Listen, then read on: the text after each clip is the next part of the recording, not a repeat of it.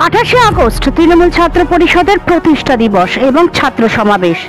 সেই উপলক্ষে সেজে উঠছে কাঁচরাপাড়া। তৃণমূল ছাত্র পরিষদের সমর্থকেরা ব্যানার, পোস্টার ও দেওয়াল লিখন করছেন কাঁচরাপাড়া শহর জুড়ে। রাখি পূর্ণিমার দিন কাঁচরাপাড়া পৌরসভার পৌরপ্রধান কমল অধিকারীকেও দেখা গেল দেওয়াল লিখন করতে। এ বিষয়ে কি বললেন তিনি শুনে নিন। Bureau report, news 24 Bangla live. দেখুন, প্রত্যেক ছাত্রছাত্রীরা যারা রয়েছে সারা বাংলার সকলকেই 28শে আগস্টে আগাম শুভেচ্ছা জানাবো।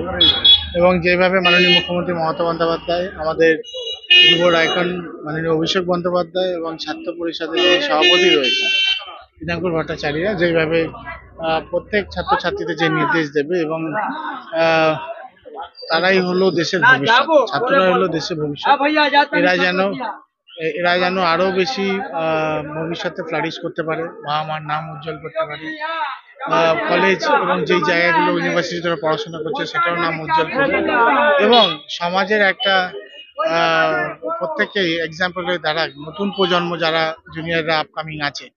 কেন এরা বেশি ফ্লারিশ করলে আপকামিং জুনিয়ররাও কিন্তু ফ্লারিশ করবে।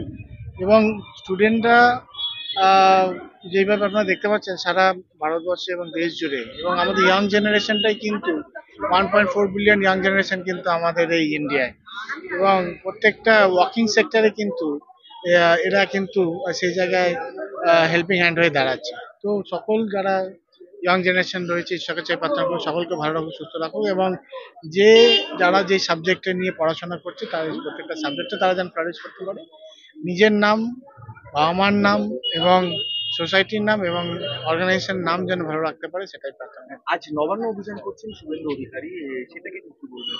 আরজি করের দেখুন, আমি মনে করি উনি বাংলায় থাকে, যেভাবে বাংলা ভাষাকে আঘাত করা হচ্ছে।